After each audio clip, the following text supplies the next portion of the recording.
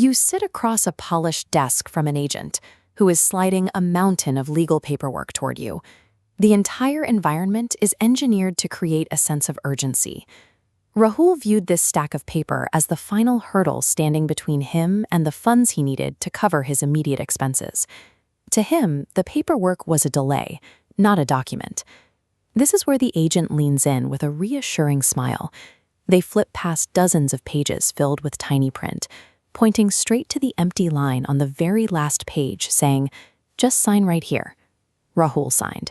He walked out of that office believing he had solved his financial problem, unaware that he had walked directly into a legal trap. 3 months later, Rahul hits a minor financial bump and delays a single repayment by a few days. He expects a late fee or a polite reminder call. Instead, the bank immediately escalates. Recovery agents arrive, threatening to take physical possession of his property right then and there, without a single day of prior warning. How can a financial institution legally skip the standard court process and jump straight to instant asset confiscation?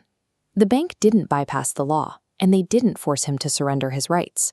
Rahul gave his rights away the second he inked his name on that final, unread page. Let's rewind the clock back to that office, to the exact moment Rahul skipped to the end of the contract. What was actually hiding in the text he ignored?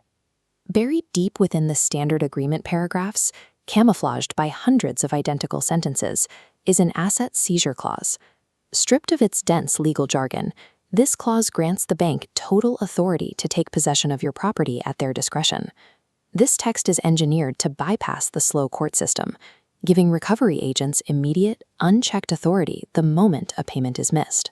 Applying your signature to an unread contract page is legally identical to handing a signed blank check directly to an adversary. This imbalance of power is a structural strategy known as information hoarding. The first tactic is obfuscation. They take highly punitive operational terms, specifically words like recovery and penalty, and bury them deep inside walls of standardized legal text. The second tactic happens after the signing. Agents will often forget to provide you with a physical or digital copy of the executed agreement. This creates paralysis. When the agents show up, you have no document to reference and no way to verify your legal rights, leaving you defenseless against psychological intimidation. The bank's power relies on this strategic blindness. An invisible contract is nearly impossible to fight.